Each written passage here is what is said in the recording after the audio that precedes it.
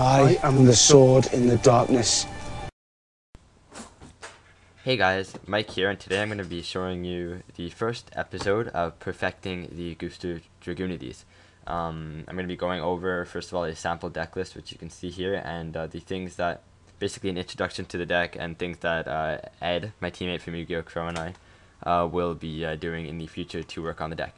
Basically, this is a deck that is just Dragunities mixed with a few Gusto cards that really help the deck run well. I'll go through the combos if you don't already know them.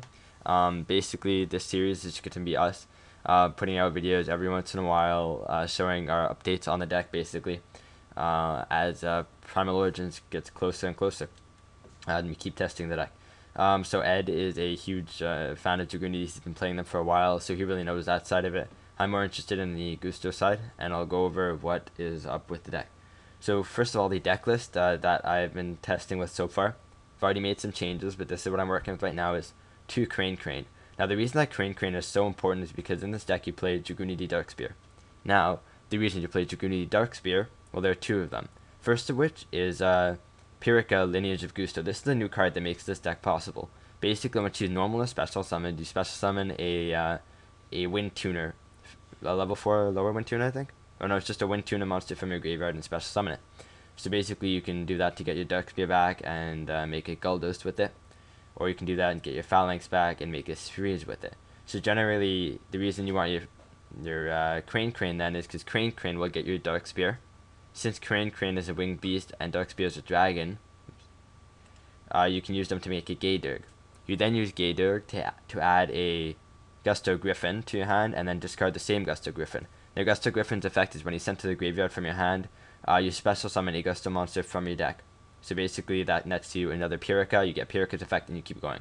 So you get like 2 free synchros basically, and you can do all your other crazy Dragunity stuff on top of all of that. So that's why the deck is cool, that's like what the deck does. Yeah. So I'm going to continue. We have the single Mistletoe. Ed is playing 2 of these right now because I guess he prefers a more Dragunity-centric build. Like he plays Zephyros and things that allow him to make Queen Dragon Djinn. So as I said, I play the 2 Darkspear. This is for the Pyrrhica and Crane. 3 Dragunity Ducks. This is, after all, a Dragunity deck. 3 Phalanx because he's the main tuner guy. 2 Gusto Griffin for the combos. And 3 Pyrrhicas. 1 Red MD. I'm considering taking this out. I'm not 100% sure yet. I'll see where the deck goes. A Tempest. Everything has wind, basically. And you get a lot of stuff in grave. Helps you search your Mistletoe. It's just a good card. 2 cards of Consonance. This is, since you play 5 targets for it, it's generally always going to be live. You play your 2 Darkspears and your 3 Phalanx. 3 Dragon Shrines. This is because you need things in your grave to be able to go off. 3 Emergency Teleport. Honestly, I don't think this card is super necessary.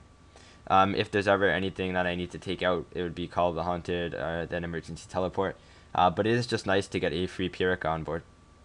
Foolish Burial, same reason as Dragon Shrine. Gold Sarcophagus. This will banish Tempest, and you'll add a dragon with it. 3 Instant Fusion. This is another new addition. Since Mavelus just came out in Astral Pack 4, we can now make really easy synchros with it.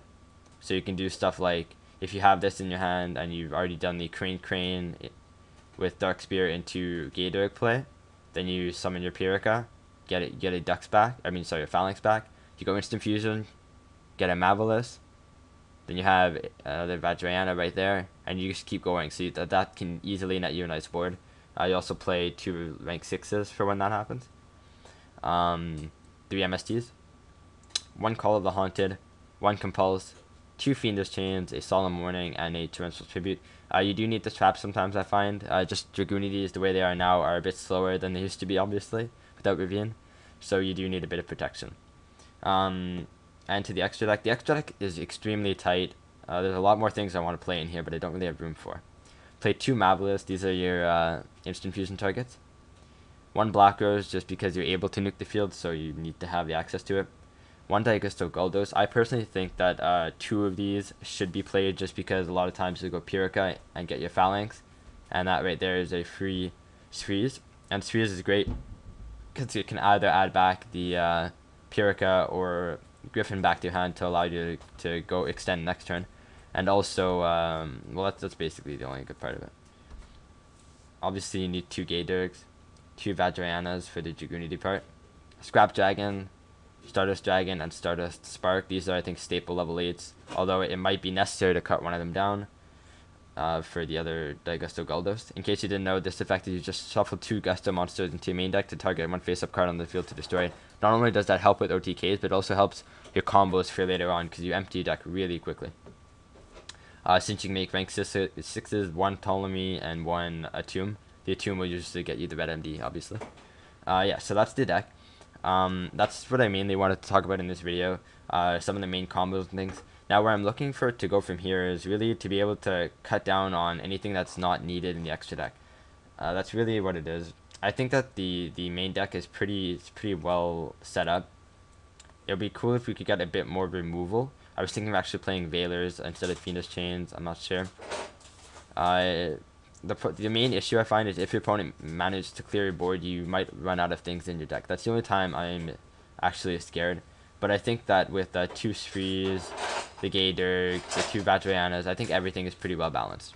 So that is it for this video. This is the first episode of many more. We'll do these every so often whenever something new comes up. Maybe once every 2 or 3 weeks. So thank you guys for watching. Let me know what you think. If you have your own take on this deck, I'll be updating it as often as I can. I will see you next time.